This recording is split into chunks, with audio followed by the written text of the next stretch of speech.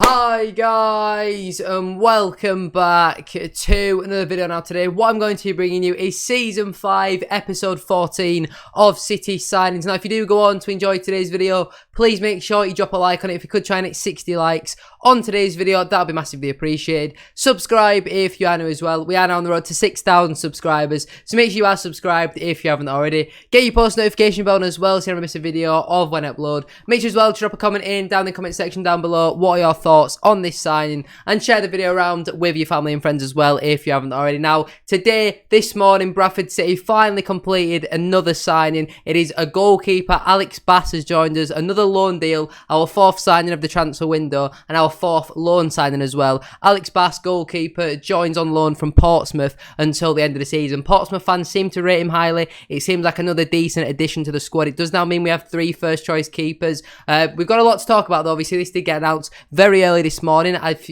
you haven't already, I did upload a match preview today at 12:30, so make sure you check that out if you haven't already. About 6 hours ago from when this video gets uploaded, but I spoke about that, saying if we did make a sign, it would be out on Wednesday at 4 o'clock, sorry. I feel like if I did a video speaking about it by Wednesday at 4 o'clock, when he'd probably already made his debut for the club, it wouldn't have really made sense, so I've rushed home from college to get the video out for you guys, hence the early upload early. So if you missed my Walsall match preview, make sure you go check it out early on. Harrogate tickets as well went on sale early today. Absolute nightmare. Had the tickets, put them in the basket, went to pay. It said my details were incorrect. Then went to go pay again. As I'm, pressed pay to, give the club money, they go, oh no, the website's crashed. And then when it reloaded, the tickets weren't in my basket. So unfortunately, there will be no vlog for Harrogate. I'll try my best to see what I can do. Not going to comment on too much on what I mean by that, but I'll try my best to see what I can do to maybe potentially get a vlog, but more than likely we'll be doing a stream, or I might do a ground up. I'm not really too sure, but make sure you drop a like on today's video, subscribe if you are new as well, and let's get into it. Now over the past couple of days before the match against Rochdale, we were heavily linked with Ipswich Town goalkeeper Thomas Holy on loan until the end of the season. It looked pretty likely that was going to happen, and then it didn't really materialise. I think Ipswich were trying to delay the deal as much as possible. And we've gone, you know what, we can't be waiting around for stuff like that. We've gone in for another one. Alex Bass was announced this morning on January the 24th at 8 o'clock this morning. Bradford City tweeted saying signing time again, and we've got ourselves a catch. Breaking news, we are delighted to announce the loan capture of goalkeeper Alex Bass, who joins from Sky Bet League One side at Portsmouth.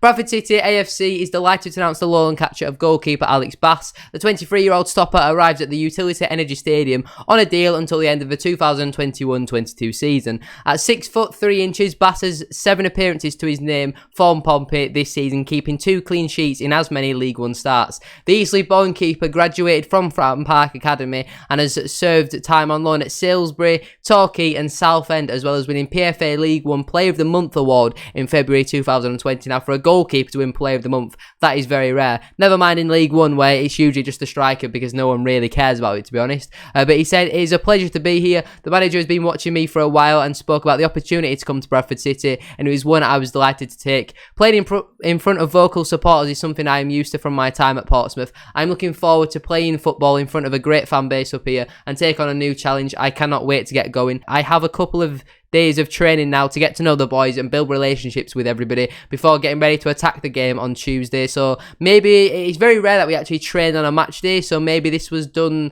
Friday, but we didn't get it announced we didn't get the paperwork completed before the match for Rochdale, so we just decided to announce it this morning. I'm not really too sure, but we don't usually train on a match day, and obviously we don't train on Sundays, so potentially I'm not really too sure. City manager Derek Adams said, Alex is a player I've watched for a number of years at Portsmouth, so I am pleased to be able to bring him to the club. He came through the youth system at Portsmouth when I was manager of Plymouth Argyle. He is very highly thought of there and arrives with me having monitored his progress closely.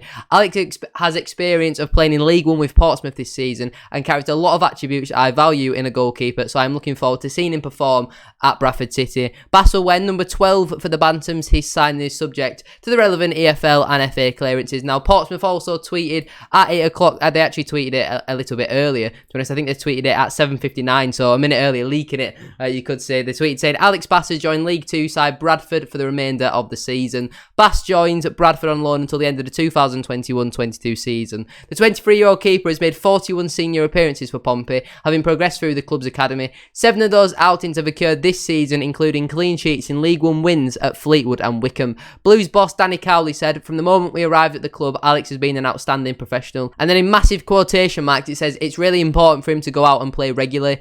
So when this opportunity became available, we didn't want to stand in Alex's way. He always conducts himself to the highest standards, but has a really tough time with injury last season. Whenever he's been called upon, his performances have been superb, and we want to do the right thing for the player in the long term. It's really important for him to go out and play regularly, so when this opportunity became available, we didn't want to stand in Alex's way. We've got young Toby Stewart, and we are looking to bring in another keeper in the future. Bradford, whose squads include former Fratton favourite Gareth Evans.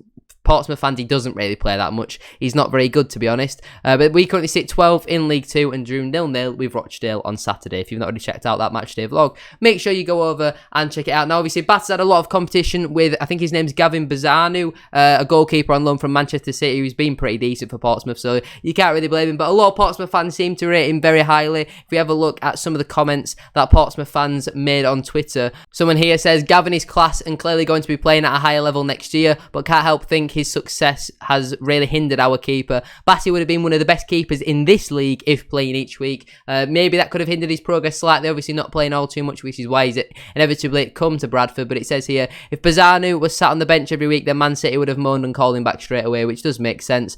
Finally, some deserved playtime for the lad. I've loved Gavin as much as the next Pompey fan, but need to account for his likely absence next year. An amazing move for everyone involved. I know it's obvious, but is there any chance of getting a striker who might score as a goal or two? I presume that's a Portsmouth fan. I mean, I think everyone needs a striker at the moment, don't they? I take it we're signing another keeper. Are they as good / better than Bass? Way too good for League 2. Good luck, Alex. Got to play every game. Come back a confident keeper, ready to be our number 1 next season. Now, that is something that concerns me a little bit. Is Derek Adams said he's happy for all 3 to remain at the club, when quite clearly we've got a small budget. Not a small budget, but for the size of our football club, Stefan Rupp, he's trying to give us, I wouldn't say as little budget as possible, but he's not exactly splashing the cash and putting his hand in his pocket very deeply, is he? So we've clearly complained quite a lot about the budget already so far this season. You know, Theo Robinson on a deadline day was all we could really afford. So it doesn't really make sense to have 3 first-team keepers at the football club. For me, it looks like Bass should be the number 1, Horn be the number 2, as he did sign a 2-year contract in the summer, and then Richard O'Donnell probably be moved on because he's out of contract in the summer. He's still good enough to play, you know, bottom half of League 2, definitely National League sort of level, because, I mean, the National League, League 2, they're pretty much the same level these days, aren't they? So it's not really an insult. There's a lot of full-time clubs in that level as well. You know, I know O'Donnell's getting on a little bit. I absolutely love O'Donnell as a person. As a goalkeeper, I think he's slightly past his best now, to be honest, and a goalkeeper usually comes into their prime in their 30s. I just don't really think O'Donnell's good enough if we do want to be going for promotion. You know, a good goalkeeper can be the difference between an extra 9 and 12 points, to be honest with you. If you look at people like Tom King at Salford, the amount of times he's saved them this season, he's been absolutely fantastic. So fingers crossed Bass can come in and do a decent job for us. I always thought a goalkeeper would be something where we definitely need to improve, but I definitely don't think it's main priority. With Angle being injured, I think we need 2 strikers. At the moment, we are being linked with Aramide Ayote. I don't think he's really much better than Lavery and Robinson, to be honest. Like, he's okay. He's maybe like a 3rd, 4th choice, but to be a 2nd choice to Andy Cook, he's going to get no more than 5 goals, to be honest. So, not really the biggest fan of that. I think we need a right back as well. I wouldn't say no to another centre half as well. I think apart from Pordy, like Canavan and Songo are okay. I much prefer Songo in the midfield. Kelleher, don't think it's really up to standard, to be honest. I mean, I've seen some people say we need some more wingers and attacking midfielders. I think the only position on the pitch where we don't need more players is attacking midfielders. I mean, we could maybe do with another right winger. We don't really know what Dion Pereira is going to be like. Derek Adams said that he wasn't involved in the matchday squad against Rochdale because of the quality.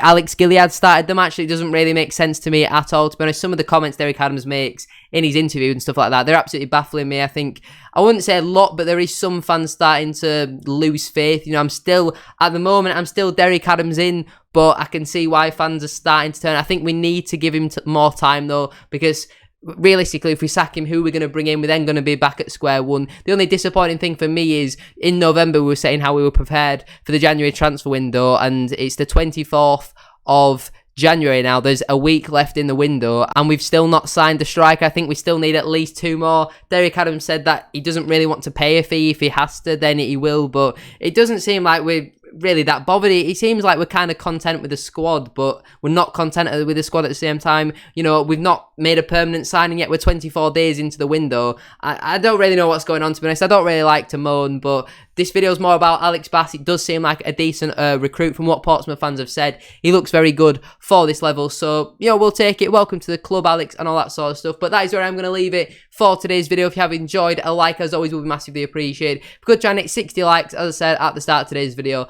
that'd be absolutely class. Subscribe if you are new as well. We are now on the road to 6,000 subscribers, so make sure you are subscribed if you haven't already. Get your post notification bell on as well, so you never miss a video of when I upload. And make sure as well to drop a comment in down the comment section down below. What are your thoughts on Alex Bass signing from Portsmouth on loan until the end of the season? Share the video around with your family and friends as well. Have a great rest of your day. Make sure you check out my Walsall match preview, which was uploaded earlier today. Thank you for watching, and I shall see you all tomorrow for the matchday vlog. Peace.